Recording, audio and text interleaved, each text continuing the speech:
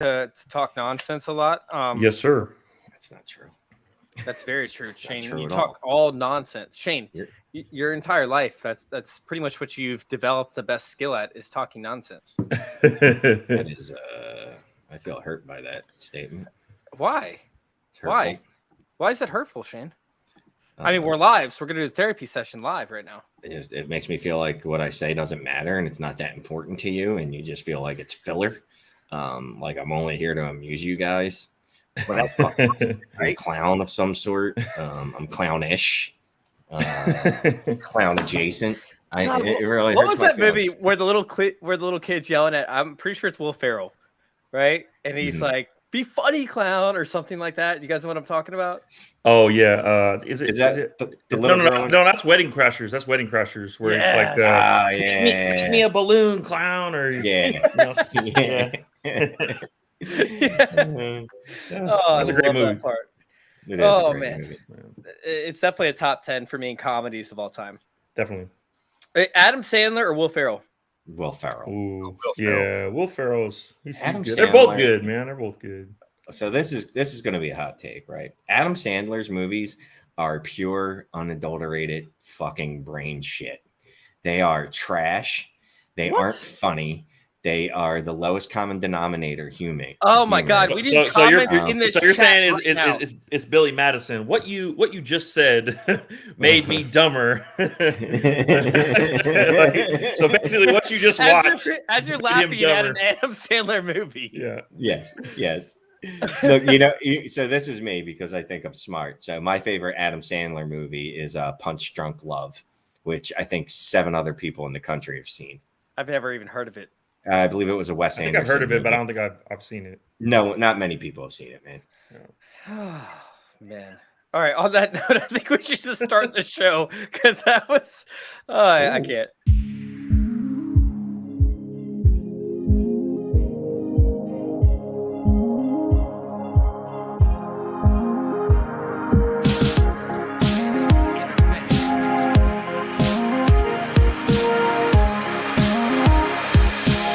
This is Fantasy Intervention.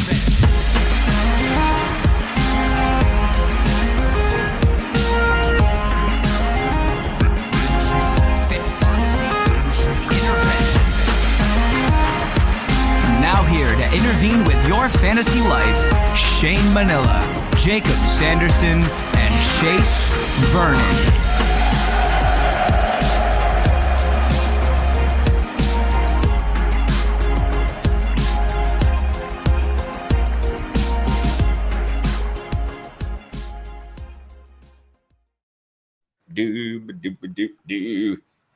What would this show be without you, Shane? What would this show be? Oh my God. Welcome on into Fantasy Intervention.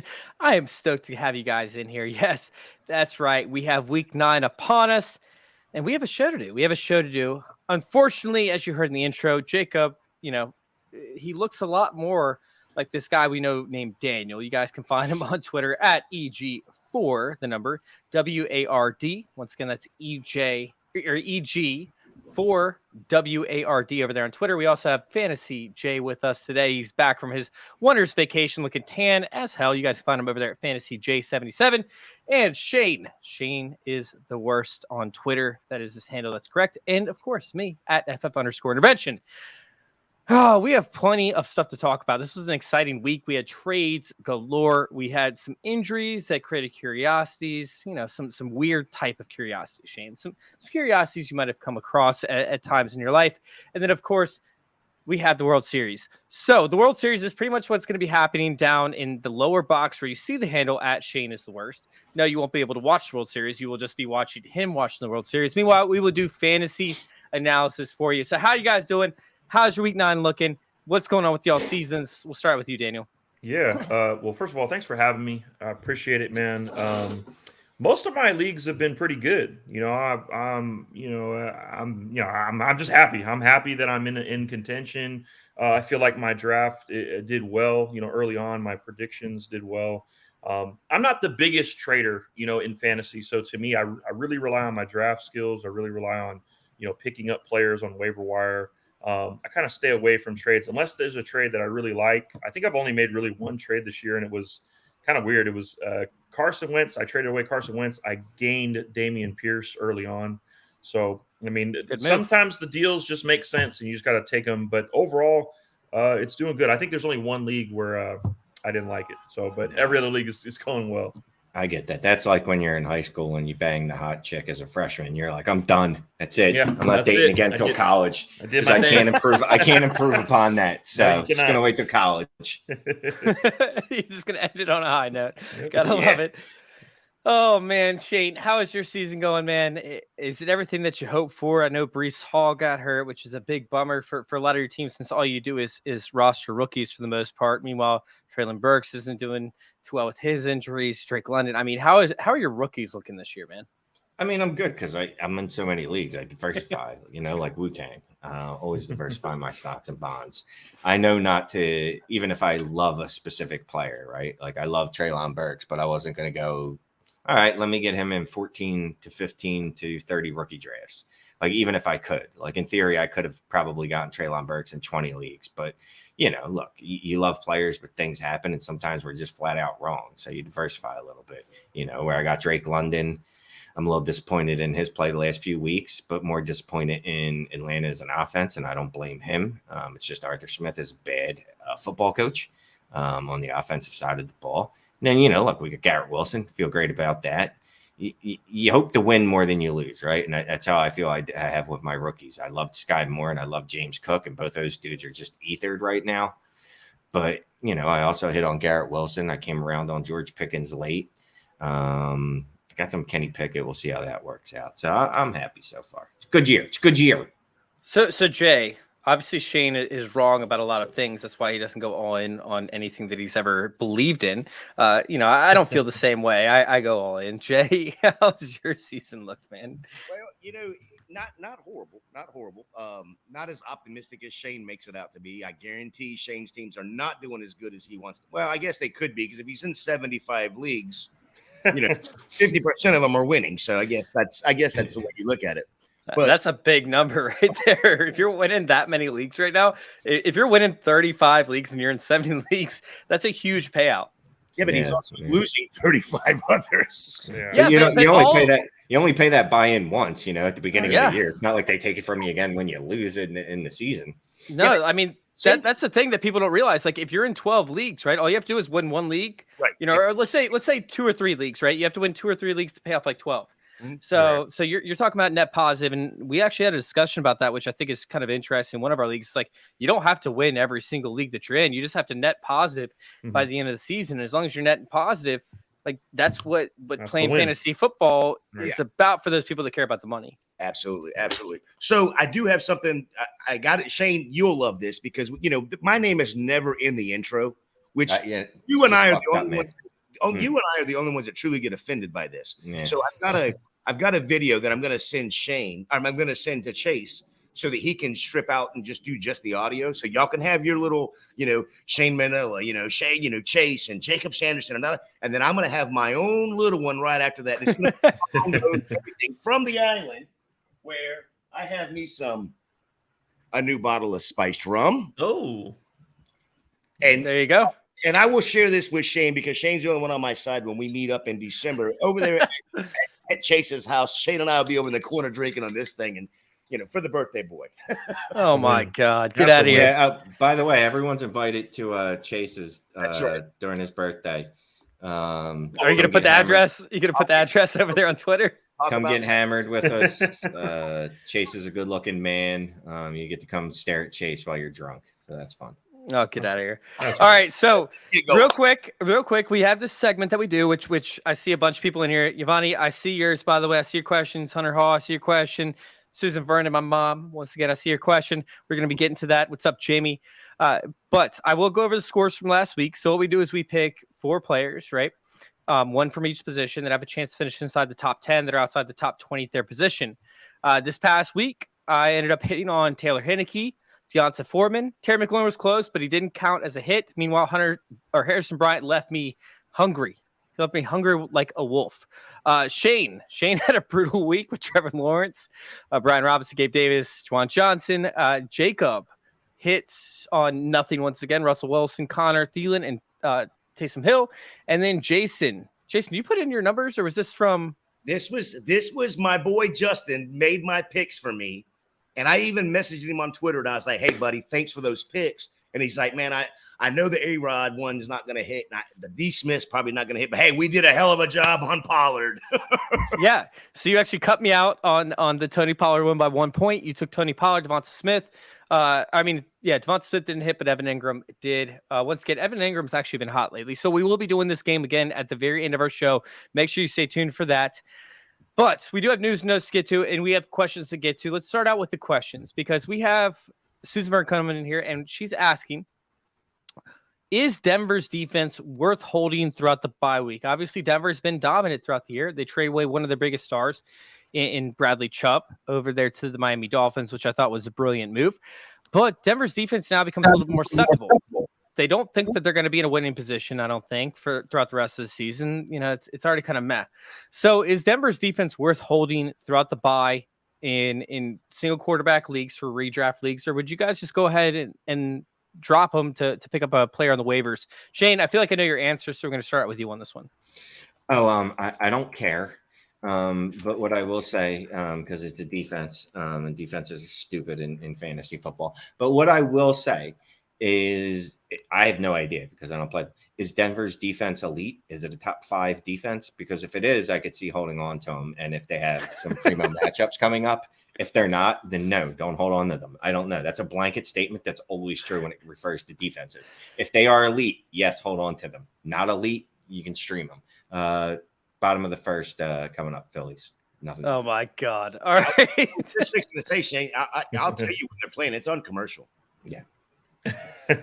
So get the questions in. Let me just answer whatever questions. Look, this week I'm going with Justin Fields. No, do not start. Do not start. Shane, do not ruin this segment for us. All right, Daniel, are you holding on to Denver's defense in hopes they'll be just as good without Bradley Chubb?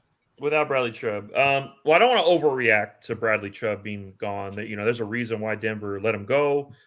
They feel like they can, be okay without him. They know that they're not going to be in position to win the Super Bowl this year. So they had to make moves. Contracts play into it. As far as fantasy goes, to me, I feel like it may be a time to maybe take a look at leaving Denver kind of after they play Carolina in week 12, because now in the week 13, you got Baltimore. That's at Baltimore. Then you got Kansas City, Arizona, the Rams, and then Kansas City. So those are your kind of playoff end of the year matchups. And to me, when you lose all that, I think that they may go down to tank mode to getting better picks. I just don't see it as well. I think I'd hold them until that point. Other than that, I'm probably not holding them on, because defenses are defenses, man. I'm good off defenses. All right, let's go ahead and hop on to our next question from Giovanni, and then we'll hop on to our news, notes, and everything that's happening right now. What's going on, fellas? Pick 2, PPR, Curtis Samuel, Michael Carter, Romeo Doubs. All right, so Giovanni, you know the deal, man. We do our starter sit show on Sunday mornings, 11:30 a.m. Fantasy football discussion over there on Facebook, youtube.com/fantasy intervention over there on YouTube. So, of course, we love to answer these questions. Right now, we're really not equipped to answer the starter sit up until we start realizing what their injury reports are going to be, who's in, who's out. Like Christian Watson, for example, has a massive impact on Romeo Doubs. However, I will say that Romeo Doubs really hasn't done anything for me lately. Michael Carter, a little bit sexier in what should be a high scoring game, and Curtis Samuel, he hasn't really been involved as much in the offense, but I'd take him over Romeo Doubs. Do you guys have a take on this?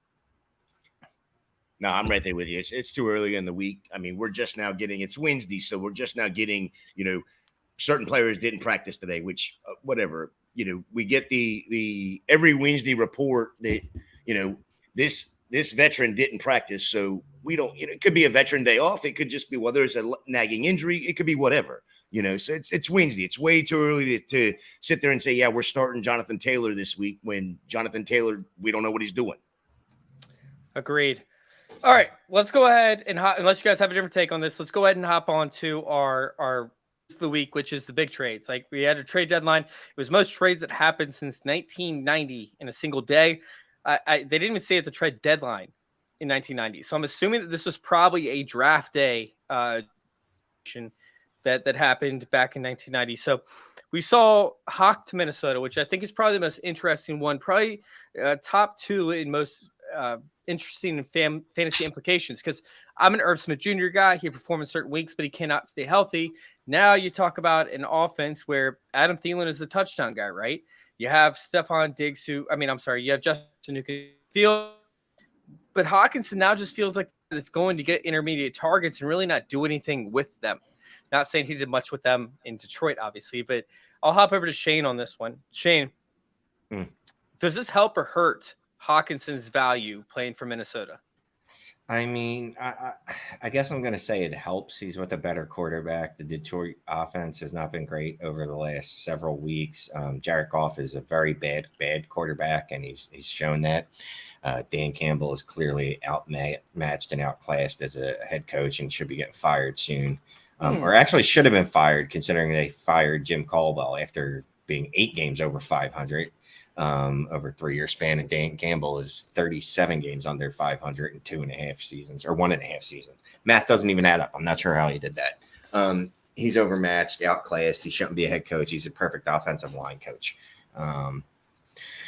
But all that said, I thought Irv Smith was going to break out because I saw Kevin O'Connell bringing the Rams offense there with, and I thought Tyler Higbee role would go to Irv Smith. I underestimated how bad Irv Smith is and the fact that he can't stay on the football field. TJ Hockenson can stay on the football field, and he's a good tight end. So I think he can move into that top tight end 7 range, which isn't elite, but it's a step above the streamer guys. Wait, move into? He wasn't there already? I don't think he was. No, I mean, if he was, then this just solidifies it. Okay, Jay, do you have a take on this one? Yeah, I think it. I'm not going to jump him up crazy. I think it's probably going to be pretty level for him. I think it's going to hurt Adam Thielen more than anything, getting some of those targets. But if you look back, I think it's going to help Amon-Ra St. Brown. If you look back last year where Amon-Ra St. Brown was popping off when certain players were not in the lineup, so that's where I think it's going to help more than anything. But yeah, I don't think it does anything for Hawk. At least definitely not going down. I think it hurts Adam Thielen more than anything. That's interesting take. Daniel, do you have a take on this? Like, do you think it hurts or helps anybody significant outside of the people we've already talked about? Yeah, I mean, I'm probably just going to have to agree with Jay because I think that, number one, if you look at last year when Hockenson went down, he was down, and I think it was around week 13 with a thumb injury. I think he missed all 5 games. And that's kind of when St. Brown continued his path of kind of domination the last end of the season. So you have to factor in St. Brown there. Maybe an uptick for Swift, getting those targets in the intermediate area. Working like he had a touchdown in that intermediate where he just kind of did that little cut and was right in the end zone. So I really like Swift getting a little bit more targets. I also do believe that it does hurt a little bit of the target game for Adam Thielen. Not going to touch Justin Jefferson. If anything, it's going to make him more open. I see Hockenson maybe a slight tick up, but I still ranked him around 8 preseason, and I still have him 8 or 9 right now. So it's kind of hard for me to say that it really helps him. Obviously, the tight ends this year are just garbage, right? Like any of them besides Kelsey, you're not really happy with. Maybe Goddard, maybe Kittle, who's coming on, and you're praying to the gods himself for Kyle Pitts. But I think it's just a really, really slight tick up, if anything. Just that floor goes up. I don't think the ceiling is high. Just that floor levels up a little bit. Yeah, honestly, like I think the biggest person he brought up was Amon-Ra St. Brown. Like this, all of a sudden elevates his floor. DeAndre Swift can't stay healthy, who I loved, but unfortunately can't stay healthy. This is a big, big boost for Amon-Ra St. Brown. All right, Hines to Buffalo. That's a massive hit on a player who everybody was rooting to. Shane's face right now is the epitome of everybody in the Twitter space's face. And honestly, I never understood the hype. I really didn't get the hype. Whatever. Like, you guys can hype up James Cook all you want. Did you want. watch him last week when he put up 78 yards on 5 fucking touches, broke a 41-yard reception, looked good on every fucking rushing attempt? Fuck you, Buffalo. I hope you get hit by an earthquake. I love the fact that there was no wind last week. Wait till the wind blows in Buffalo and he's just falling over in the backfield as soon as they give him the ball. Wait, was talking about Hines or James Cook? Oh, James Cook. I mean, I watched him at Georgia, and he was just falling over in the backfield every time the wind blew. If somebody sneezed just right, he was over. I'm pretty sure anybody's capable of putting up one reception for 41 yards in Buffalo. So I was never on the James Cook train, but is James Cook dead at this point? Like, should you even roster him in fantasy for redraft? Probably, obviously, not for redraft. No. Should you roster him in Dynasty?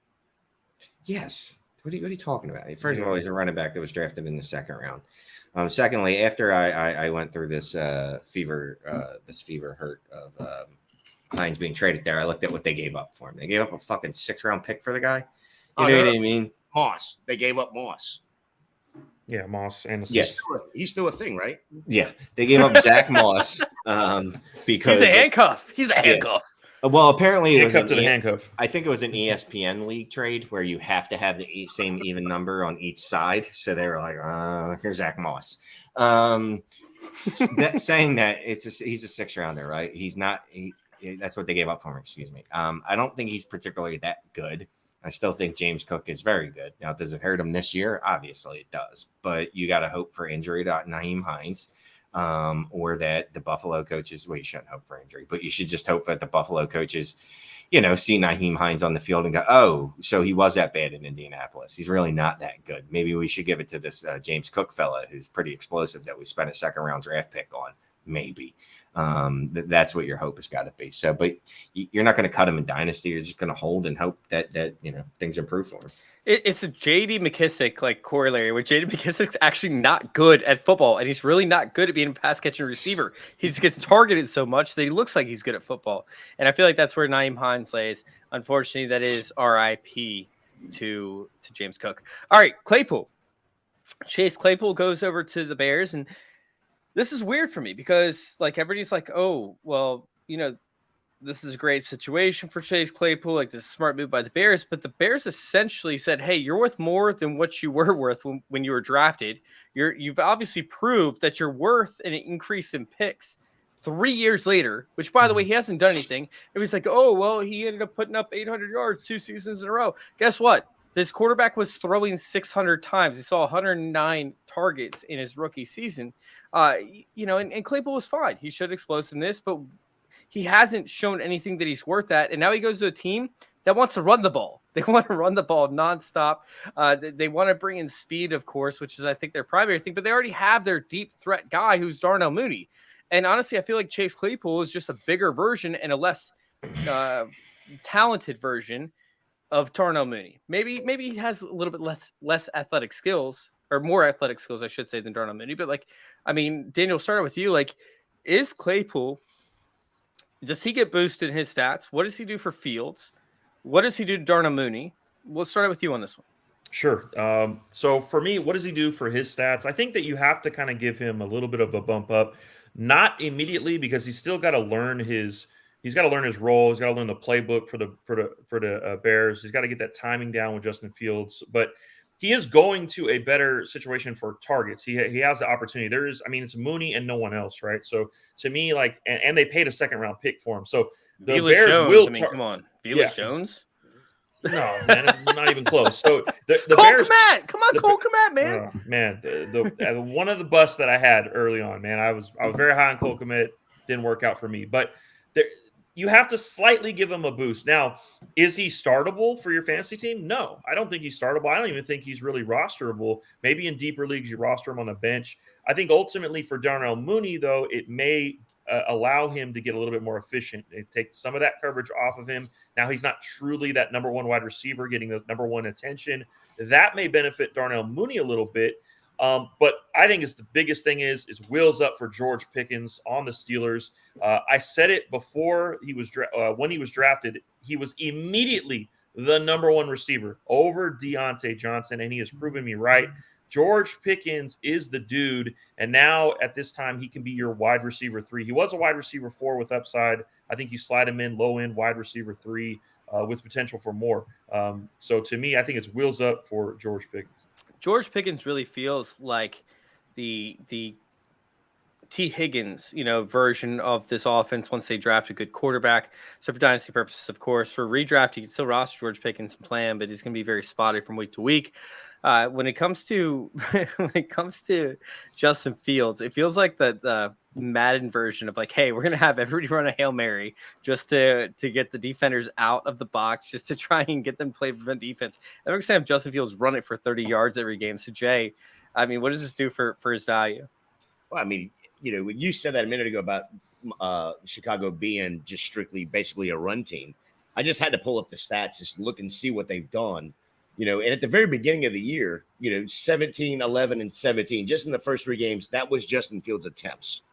But over the last 4 games, he's gone 21, 27, 21, 23. So they're bumping that up slowly but surely. Now, Justin Fields is also, running the ball still as well. And then you've got the running backs. Jeez, what's his name? Montgomery and Herbert. Yes, you've got them. Well, so Bear. I think Claypool, like Dan just said, I think it is going to take 2-3 weeks maybe before you see Claypool actually involved more in the offense. But just like Mooney, I think it gives Komet a little bump too, because if Claypool is even out there on the field, he's going to draw some coverage. What the fuck? So I can see. All right, so Shane made me look.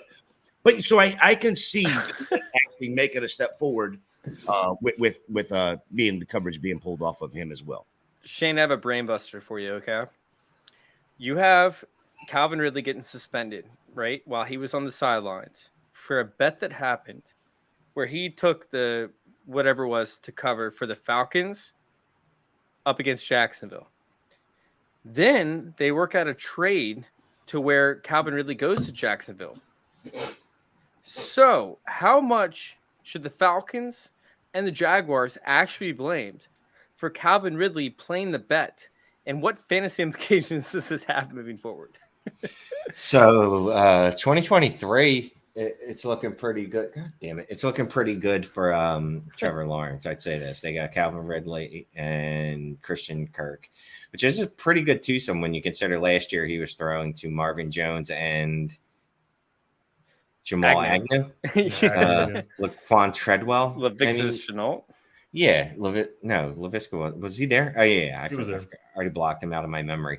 So I'll say this: that's a pretty good wide receiver duo right there. I'm not saying it's elite by any means, but it's a very good one. So it's good for Trevor Lawrence's continued development. In 2023, I put this tweet up earlier. In 2023, the Jacksonville Jaguars will have the 4th highest expenditure towards wide receivers, right? Towards the salary cap, $50 million, over $50 million in 2023. And they still will not have a wide receiver 1 on their team. They will not have an alpha receiver. And they will have the 4th most expensive wide receiver roster. This is where I immediately responded as soon as you put that up. If you look back at the 2020 season and the beginning of 2021, Ridley was putting up wide receiver. It may have been low end wide receiver 1, but he was putting up wide receiver 1. There's nobody else.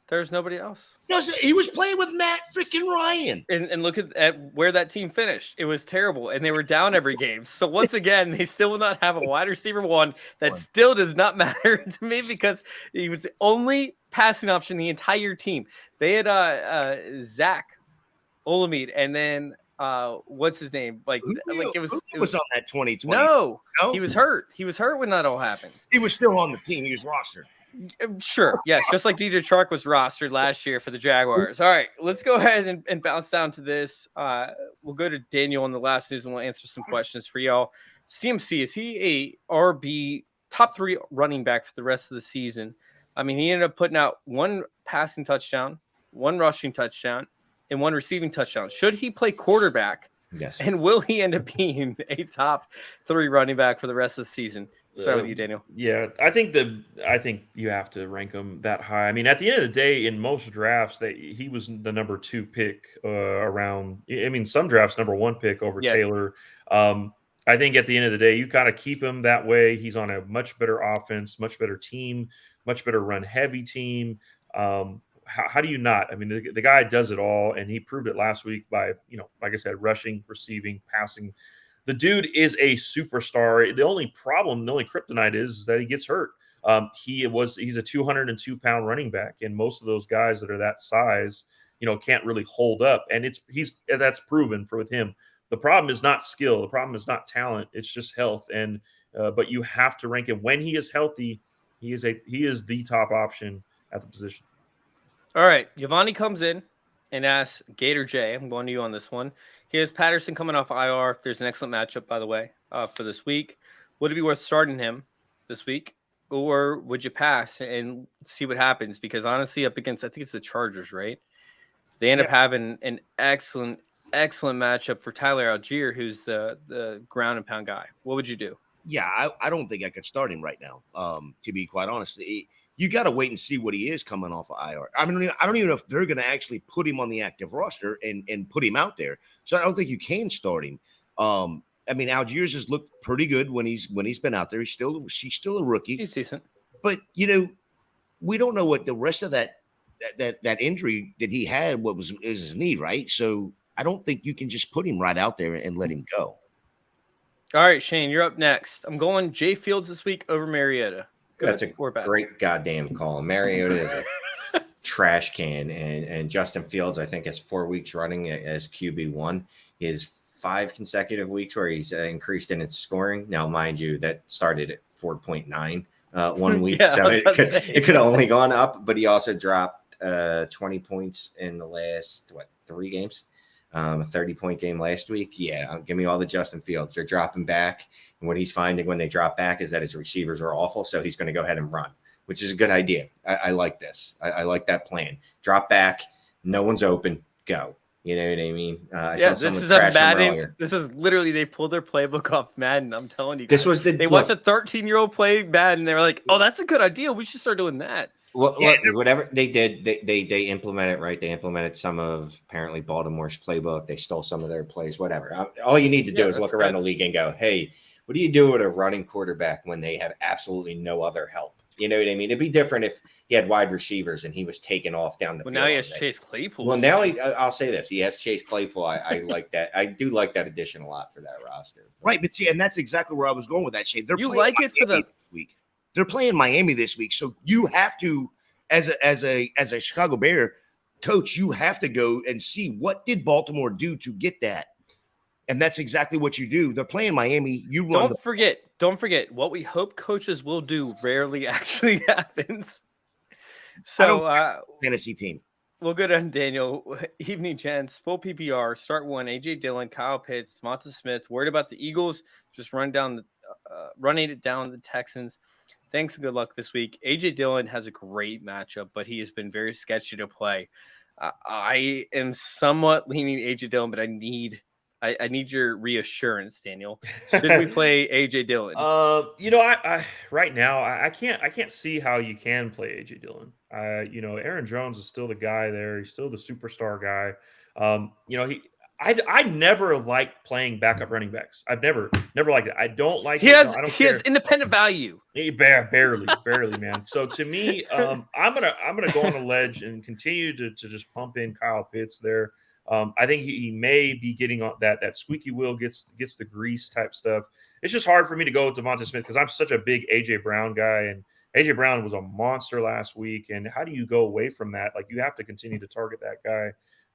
Devonta Smith, he has upside, but he has way low downside as well. I mean, I think what was he, like 4 catches or 5 catches last week? He had like for 6 points. 23 yards. Yeah, it's not good. Give me all the Kyle Pitts, and hopefully you don't have a tight end on that particular question who's playing for. But I'm Kyle Pitts. I'm rolling Kyle Pitts. I'm doubling down on Kyle. Does anybody else want to take AJ Dillon with me? Because I'm taking AJ Dillon. No, not this year. Just I want AJ Dillon just to sit out the rest of the year and try again. All right, Shane, we have a question for you. Do you even play 37 games in a season? This is talking about your Caldwell take from earlier. Look, Hunter, I'm not great at math. Some of the numbers might be rounded up. You know what I mean? 37. There's at least 37 games in a 2.5 season stretch, right? Something like that. So we know math and we know geography are not Shane's. Right. All right, so we're gonna go to this last question. We're gonna hop back onto our show, to the schedule, guys. Real talk. What do we do with JT? I have KW3, Ramondre as well. Should I trade him or just let him be? If I do trade him, then for who? Like, can you move? I don't know. Can you move? Give me a wide receiver that's borderline top 10. Well, let me ask you this. I asked you a question. You cannot question my question. No. Like Daniel said a second ago, in a redraft, you were picking CMC or you were picking Jonathan Taylor 1, 2, for the most part, especially in a one quarterback. So you're picking Jonathan Taylor 1 or 2. You're not going to get anybody of that value at any other position. Right. Yeah, but this just could be a lost season for this guy. So, like, should he bail out? If you're going to trade him, you're not going to get nothing for him that you should get for him. All right, Amari Cooper. Okay. Or Jonathan Taylor. Yeah. What side would you take? In redraft, take Cooper, right? You got Watson coming soon. I'm gonna roll the upside with Taylor. I think on that particular level of receiver, I'm just greedy. Like I guess when I've drafted this guy, I still believe in him long term, especially in Dynasty. I still think he's the top running back long term. So obviously this is for redraft. This is for redraft. Okay, so if it's redraft, I think if we're talking about receivers, to me, we have Deshaun Watson coming back. Amari Cooper's sitting at wide receiver 8 right now. He could be a top 5 wide receiver with Deshaun Watson. My thing is, Deshaun Watson was horrible in the preseason. How are we really expecting him to be an upgrade? He hasn't played in 1.5 years, and when he was in the preseason this game, he was horrible. He was garbage. So to me, I don't even think that Deshaun Watson. Why would you play Deshaun Watson if you're the Browns? I'm not at least not messing up the machismo that they got going on. They just whooped the Bengals. There's no way for me. I'm playing Watson at least at this point. Like you kind of and this year they only paid him $1 million, right? So they really don't even need to play him when it comes to the contract. Just roll it out this year and see what happens. But Amari Cooper, I mean, yeah, he's right there. If you're okay, you have 2 good running backs. So the question was, he had Walker, he had Stevenson. Those are your RB1, RB2, respectively. If you need a wide receiver, I guess I could be okay with Amari Cooper. I may be trading for St. Brown, right? So now we just saw that Hockenson left. I'm more comfortable maybe with the St. Brown than I am with Amari Cooper, but they're both the same. I'm okay with cutting your losses, but to me, I'm stubborn, man. I'm keeping Taylor. I want a little bit higher because I've already drafted him, and it seems like he's doing okay. Like you have Walker and Stevenson, like hold them for that Taylor spot when Taylor gets healthy. Obviously, he's still hurt with the ankle. Put him on the bench, and then in the playoffs when you need him most, that's where he could succeed because he's still an all-world talent. I'm sorry, like Taylor is a top 3 running back in the league when healthy. It's just the offense. It sucks. Like, let's keep it real. The issue is the offensive line. I thought it was going to be better. The issue is the offensive line. They're not creating holes from the run through. And if he can't get some linebackers to break those tackles, he's just falling down when he hits those defensive, the big defensive linemen, the defensive tackles. So, like, the player that's above, right? These are the players above Amari Cooper real quick. A.J. Brown, Jamar Chase, Jalen Waddle, Justin Jefferson, Cooper Kupp, Stephon Diggs, Tyreek Hill. Like, these are all elite assets. And by the way, I'm going by points for the fantasy season, not points per game. Sure. Just for this exercise. But obviously you're taking any one of those. I think the first viable option is Amari Cooper, is Devontae Adams, maybe even CeeDee Lamb, Mike Evans, Tyler Lockett, or any of those guys. Anybody. Yeah, I think Devontae Adams for sure is a good buy low, at least right now. And he's still an all-world talent as well. I think he's one of the top receivers in the league. And it's a good time to buy him. I think people are panicking over the last 2 weeks. He didn't have a really good couple games. Go get Devontae Adams. I'm good with that. All right, let's hop back over to the show sheet real quick. All right. Oh, God, I need to put in my picks. All right, hold on. And you cannot put Justin Fields because he's not outside of that. And Shane, unfortunately, Daniel didn't have a lot of time to do his pick, so you only have to wait until my pick and then Gator J's pick. God and damn Daniel, it, Daniel. If you have time, I can send you the link, but it's kind of late anyway. So I'd rather you actually judge us on which pick you think you would take out of the options that we select. He's going to hate all of mine then. Good. So for quarterback, Heineke, once again, has been an excellent option week after week. He has rushing upside. And believe it or not, Minnesota's actually been terrible up against rushing quarterbacks. If they've succeeded for the past 2 years, Taylor Heineke could absolutely destroy them with the rushing upside. I don't like Taylor Heineke's passing upside. Typically, teams tend to figure him out. But I think that he can guarantee you about 40 yards rushing, which is 4 fantasy points, possibly touchdown rushing, another 10, and then could throw for 2 touchdowns up against the Minnesota team who will absolutely demolish the Commanders this upcoming week.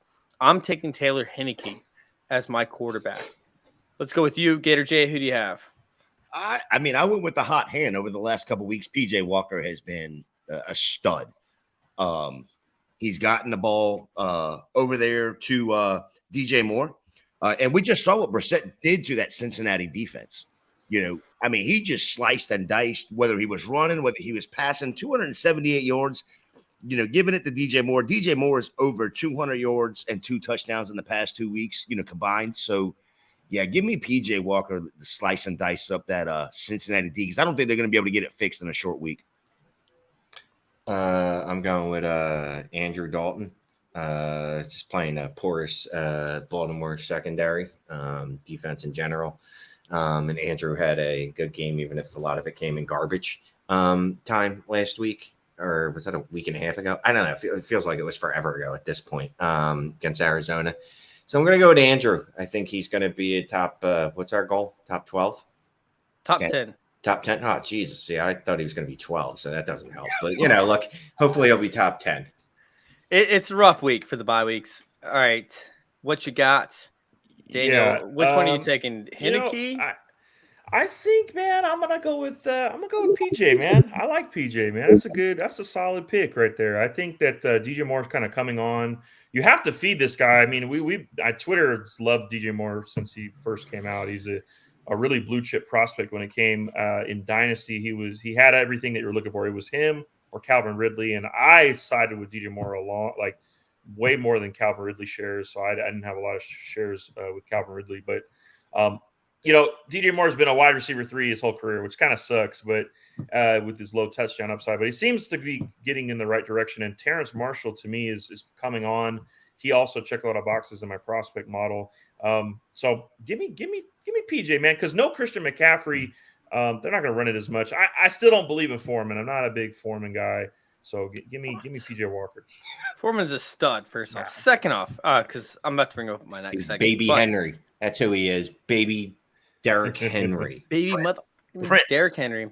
No, but I get that. And it's really funny because we look at the quarterbacks that DJ Moore's played with, and it has been absolutely brutal throughout his whole career. I mean, we're talking about worse than who was A-Rob? A-Rob had a bad one, going in throughout college and throughout the pros. And this is way worse than A-Rob's ever dealt with. So I love me some DJ Moore. But yeah.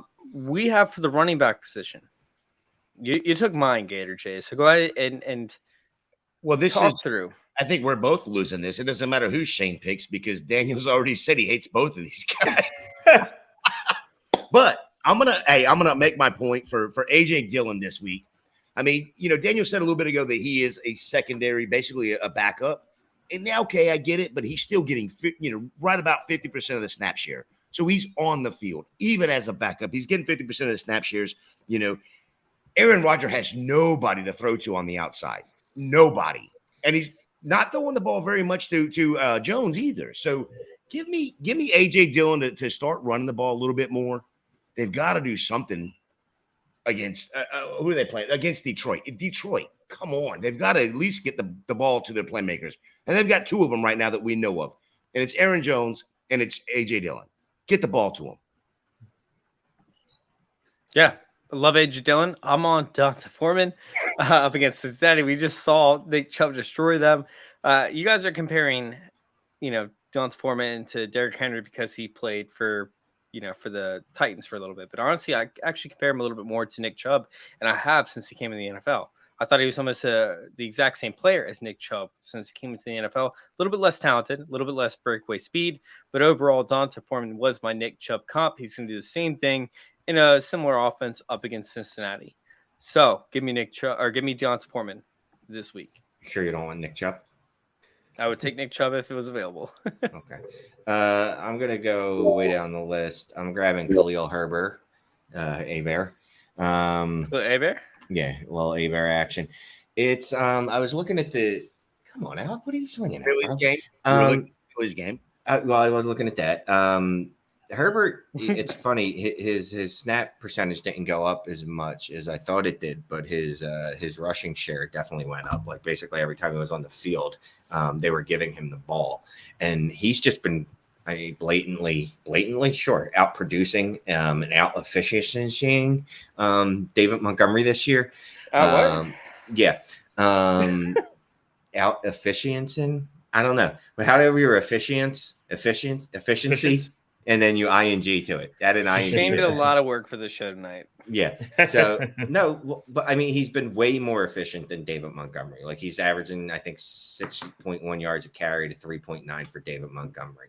They both had 3 carries in the red zone last week, and Montgomery only averaged 4 yards a carry, where Khalil Herbert averaged 8 yards a carry. The only thing he's not getting is passing work, and I don't think that'll change. Although that hasn't necessarily helped David Montgomery at all. Damn it, Shane. What? But I think Khalil Herbert is just he's a much better running back right now, and he's getting decent volume. If he sees any uptick in actual snaps, then he could get starter type volume, and he's playing a bad run defense. All right, over there. Oh wait, let's go ahead. Which one are you taking? Which one are you taking, Daniel? Yeah, it's a good one. I'm gonna say, even though I'm not really high on him as a prospect, he can change my mind if he keeps continuing to do what he does. I think I'm gonna go with Foreman just because his opportunity is there. I like the fact that he's the starter out of the 3 that you guys mentioned. I do love Herbert. I think Herbert is efficient more than David Montgomery. I think that ultimately he probably should be that starter. He probably should take over the role. Or at least get a lot more touches, maybe 60% touch share for Herbert. And then Dylan, like I said, Dylan, I believe he ultimately in Dynasty, he will take over as the RB1 there. He will be the RB1 in Green Bay, probably starting next year, day 1, with Aaron Jones's contract situation or whatnot, whatever's going to happen with him. But, in fantasy, it's all about points and it's all about opportunities, specifically for running backs. Foreman has the most opportunity. I have to go with Foreman. All right. So up next, we have the wide receiver position. We have Jason. Go ahead. Yeah, I went Jakobi Meyers right here, going up against Indy this week. The last 4 games, he's seen 80+% snap share. In those 4 games, 22 of 26, 265, and 3 touchdowns. I don't care who the quarterback is over there in New England right now. He is getting the ball. They are force feeding this man the ball. I don't care I don't know how they're doing it, but they are just force feeding every bit of it. Spoons, forks, knives, they are slinging everything and giving it all to Jakobi Meyers.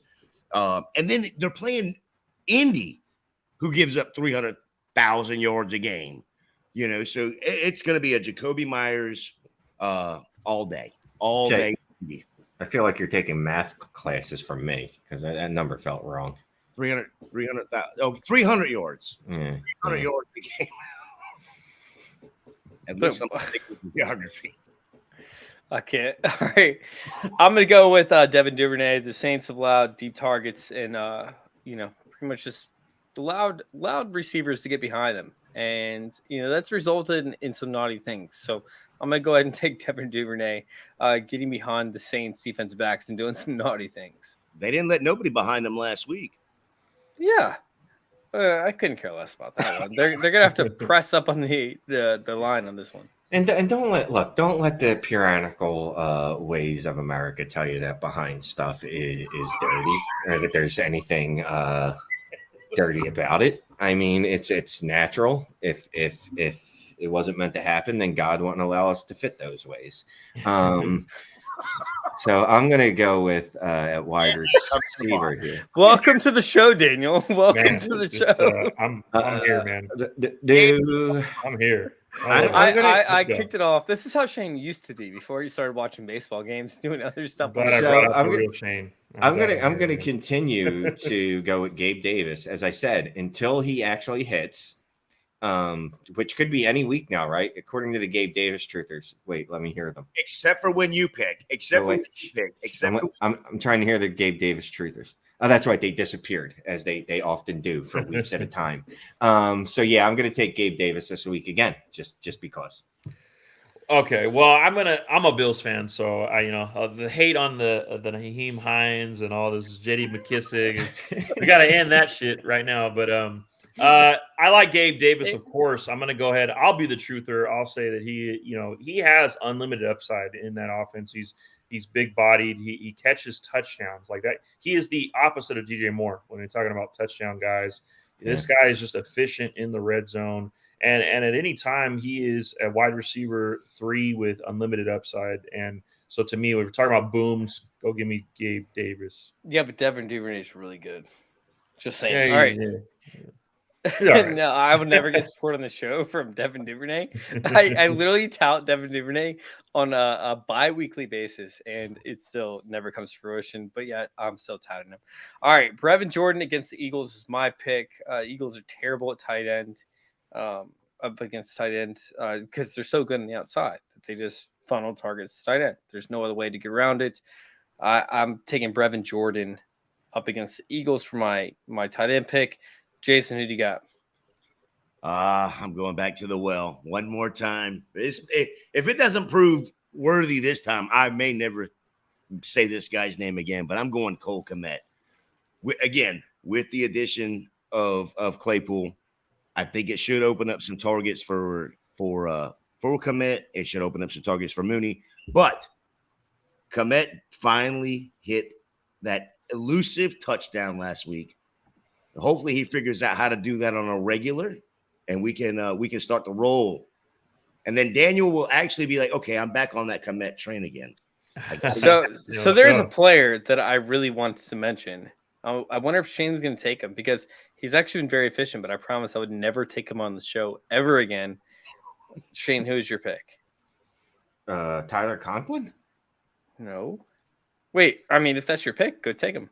Well, yeah, and I'm just chasing the points because at the tight end position, the Phillies need points. Quite frankly, at the tight end position, I don't know that there's that's a fine strategy. You know what I mean? Outside of, like we said, having Travis Kelce and Mark Andrews in the beginning of the year and Dallas Goedert most weeks, but Dallas Goedert's in the top 10 comfortably, I'm sure. I'm not even looking. So sure, I'll chase the points with Tyler Conklin. I feel like if Buffalo is going to let anyone beat them, it's not going to be Garrett Wilson. I think they're going to go out of the way to make sure they shut him down. Clearly, it's not going to be Elijah Moore because Robert Saleh is a stupid meathead. So I'm going to say that it's going to be the Conklinator. Give me Conklin. I love how you said he's a stupid meathead, yet he's actually leading the Jets to a win. It's a Fugazi ass record, is what it is, and he's about to get his doors beat off when he has to play people that it can actually, coach and things like that. Buffalo might win by 30. I don't know what the spread is, but I would love it. Yeah, let them win by 30. It's good. Yeah, just crush them. You're a Buffalo crush fan, the Jets. You don't want them to win by 30 because if they do, Gabe Davis, Josh Allen, all of them are riding the pine in the last half of the game, so you're not going to get any. So let's Gabe, 24. They got to get to that lead, man. And it's Buffalo. Have you seen Buffalo's not exactly the team that takes their foot off your throat. That's why I love them because they will come out throwing in the second half, even if they're up 4 touchdowns. The old Patriots, man. Yeah, and that's the way to do it. So Singletary's getting 3 TDs this weekend, is what you're saying. Well, or Zach Zach Hines. Yeah, whatever his name is. All right, we got 5 minutes left. We got 5 minutes. In redraft, do you think I can trade Chubb for Hill? If that's too much Chubb for AJ Brown, I don't think either one of those offers I would take if I was the Tyreek Hill owner or the AJ Brown owner. Really, Chubb? I mean, Chubb is just an absolute touchdown scoring magician this year, man. I don't know if I don't know if someone offered me Hill or AJ Brown for Chubb that I would take. That I would let Chubb go for those guys. I mean, Chubb is someone that not in redraft. In redraft, this is but Hill Dynasty is different. To me, Chubb, I mean, he's the top 5 option, and he's really dominant. I mean, at the end of the day, this dude is 15, 32, 17, 20, 25, 8, 18, 25. I mean, he's about as consistent as you can get, and in the running back world, it's hard to find those guys.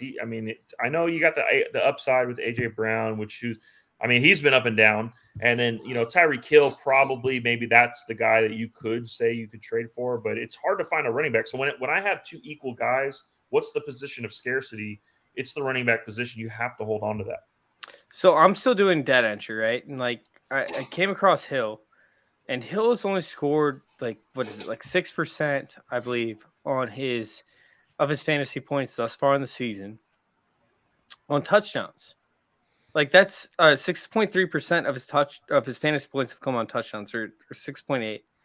I can't remember what it was, but there is no way that Hill does not increase his fantasy output moving forward unless Tua gets hurt. So Hill, I feel like only sees upside. We're talking about a record-setting season for Hill if he can start scoring touchdowns. That's all we need. So all we need is for him to maintain his record-setting part of the season, but then also increase the part that we don't like. So that's all we need. Yeah. Right. It's tough. Look, but it's unsustainable. Totally the rate that he's at right now isn't sustainable and on a lower pace. It's not sustainable, but you could also say what he's doing. It's the lowest pace in the entire league. And what you could say is that he's also not sustainable for these yards. Yes, that's also that's my only point is we can't say, well, regression is going to come for touchdowns, but it's not going to come for the other. No, positive regression. Yeah, I understand that. We can't say regression is going to come for what we want it to. He's low on touchdowns, so positive regression is going to come there. But his yards, where he's out producing, any of his career norms or anyone else in the league right now, well, that's going to just stay the same. And then also his touchdowns are going to match that level. Yeah, well, we have a brilliant head coach over there. I'm going by the coach's corollary. So, okay. Yeah, my question here would be, if you're looking at trading Chubb for anybody, who the hell are your other running backs? Right. Yeah. They're right. Yeah. Jesus Christ. I mean, you must have to. Dude, you asked the great questions. I feel like loaded. you should be the host of the show because you asked the best questions. Someone should try hosting this show sometime. Shane, obviously, it's not going to be you. All right, let's go ahead and let's hop on to this next question. Opinion on trading Mixon for JT. I currently have CMC, Walker, Montgomery. If not, I think I could package Mixon, Gabe Davis to get a top 10 wide receiver. I have Diggs and Higgins as my wide receiver 1 or 2. So he wants to know if he should trade for JT. And honestly, I would love to move off Mixon for JT. That'd be brilliant. But what would you have to package in order to get it? Probably somebody that's as talented as Devin Duvernay, would probably get the deal sealed. Yeah, so obviously that's an obvious one. Here's the thing. I don't think you could package Mixon and Gabe Davis to get a top 10 wide receiver, because if I have a top 10 wide receiver on my roster, I'm not giving them to you for Mixon and Gabe Davis. Unless you can find it, find an owner that has the need. Wait. They'd have to be. What's in the original questions on trading Mixon for JT? Well, yeah. So I'm fine with trading Mixon for JT. That's more of I'm just giving you my bad video game to see if your bad video game will work. We're just swapping cartridges here just to see if we can get them to work. Where the fuck did you go with that one? Nintendo, you used to be like, here, try this on your Nintendo. I love that because we all used to do it. That was brilliant. Load a cartridge. You're nonsense, Shane. This is the nonsense I was bringing up earlier. It's old when he says cartridges talking about video games. When these kids nowadays, we have CDs. We don't even have CDs. Have CDs. We have cloud gaming, bro. Yeah, they game on the cloud, bro. Anywho, I'm fine with trading Mixon for JT, and I think if you can get that done, you got a better shot of using JT and Gabe Davis. of getting a top 10 wide receiver out of someone than you do the other way around. Yeah, I would say really quickly. I'd say go get JT. If you can't do that deal, I would even trade Mixon and Higgins for a top 10. All right, we're gonna answer this last question as a group, and then we're gonna get out of here. All right, we have traded Dobbs and Pierce for James Conner and Jamar Chase. How naughty! Yeah, to me, anytime you get one of the best players in the game in Chase, you have to go get that. I think at the end of the day, it's going to be tough because Chase is not going to come back until after the bye. I think we all know this. I don't know why teams just don't put this guy on IR. It just doesn't. Mike Thomas should be on IR. Keenan Allen should be on IR. Chase, go put these guys. He's not going to play. I just don't see it. At least on the schedule, it just looks that way. But for the playoffs, you get a superstar talent in Jamar Chase. You have guys, when we talk about Tyreek Hill with unlimited upside, I'm good with that. And Connor seems like he's trending back, so you kind of get that value out of Pierce. I know Pierce maybe has a little tick of upside, but it's a massive upside for Chase. Go get Chase. Yeah, I agree with that. You got 2 more weeks of him, or 3 more weeks roughly with the bye week of Chase not playing, and that would be perfect because then it lines up where you have Pittsburgh, Tennessee, and then you've got Kansas City, Cleveland going into the playoffs, fantasy playoffs. So, if you can go get Chase, go get Chase. If you can last 2-3 weeks without having a 30-point score, go get him. Oh man, to last that long. All right, let's go ahead and get out of here. Daniel, where can we find you, man? Oh yeah, you guys can find me again on Twitter at EG4Ward, WARD. It's basically my hometown, Elk Grove, California. The 4 Ward is forward. I used to play basketball, so that was my favorite position. I told you forward was forward. That was it. We had a discussion about this, but we had no idea where the EG came from. That's it. EG is my. I've had this handle for a long time, but that's my hometown. And then of course on TikTok we are the Fantasy Gods, GAWDS. It's crazy that we're almost at 50K. So trying to get to 50,000 followers, man, we're so close. Cannot do it without your guys' help. Thank you so much, Chase and Jay and Shane, for having me on. I really appreciate it. You guys are awesome, and good luck to you guys in the rest of the season. You guys are more than welcome to come on our podcast. We do it every Tuesday night, 6 p.m. California time, and then we do our sit and starts, of course, Sunday before the games. But you guys are awesome. Thank you so much for having me. Appreciate you. All right, Shane. No, man, appreciate you coming on. Sorry, I was slightly distracted with World Series stuff. Slightly. Well, just a little. I mean, I'm not generally this distracted. I am generally this vulgar and airheaded, just not this distracted. You find me at Shane is the Worst on Twitters every Wednesday here, every Tuesday and Saturday, live streaming for Dynasty Trades in 5, dropping Dynasty Trades HQ podcast every week. Once a month doing a mannequin show with Scott, once a week writing for Fantasy Data. And that's it. Make sure you go sub Dynasty Trades in 5 on YouTube if you haven't yet. We're slowly getting to 5,000 subscribers. All right, Jay, before you tell yours, I need everybody to go over there to Underdog because I've made an insane amount of money this year off of Underdog Sports. I'm about ready to share my compilation. I want to make sure that it wasn't fraud or just absurd. But I've made $6,000 so far off of placing $20 bets over there on Underdog Fantasy. Go check out Underdog Fantasy. Put in promotion code CIRCLE. The people that do, I'm going to be sharing that to them through email. It's been ridiculously easy to make money over there for the prop bets. So if you guys are interested in make money, go put in money over there at Underdog Fantasy. Use promo code CIRCLE, and we'll talk to you guys about it later. Go check out my Twitter at @FF_intervention. And Jay, what do you got? Man, I need to get on that. I've already got an Underdog account, so I can't go and get another, use the Circle one. So I guess I just have to beg that maybe you'll give me the info on it, because I want the info on how to get $6,000 for free too. $20 bets all season. It's been ridiculous. I've got about $100 left in there. So I mean, I'll make 5 more bets and we'll build. $20 per. Yeah, that's all you have to do is build. You have to you don't need a lot of money.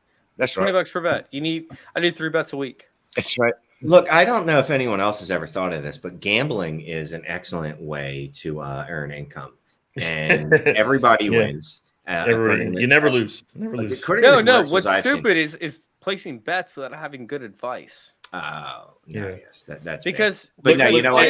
On that one, I'm gonna have to bounce out. Yeah, you gotta go. You gotta pick up. You're the man. I can't do bets. Just fade me. Every time I say something, just fade the other way, and you'll win. Love you, man. Thank you for coming. Thank you, guys. Appreciate it, man. Later. Thanks, dude. Shane, are you hanging out, or are you gonna watch the Phillies game? I don't know. I gotta go watch the Phillies game. Thanks. Bye. Love you all. Wait, Shane. We have 2 questions. We have 2 questions. Okay. Shane's favorite part. Since you weren't able to get through that, and now we have questions. I know you do. All right. Thoughts on Kadarius Toney? Look, again, I said this on Dynasty Trades at 5 podcast last night, the live stream. If you missed it, go download it and subscribe, and send us super chats. I said this, and it wasn't about Kadarius; it was about Claypool. The fact that they gave up a second rounder speaks to me, and that's what the Chiefs did, right? They gave up a second rounder and a 6th rounder, I believe, something like that. Or a third, was it a 3rd rounder? Either way, they gave up significant draft capital to get this player, which tells me they want to integrate them in the offense. So I won't be so bold as to say, well, he's going to be a top 24 wide receiver, but I think he could be a top 36 wide receiver. Yeah, and before he landed, he was already declared healthy. Yeah, apparently by himself, because he tweeted out that he ain't had no injury. Right.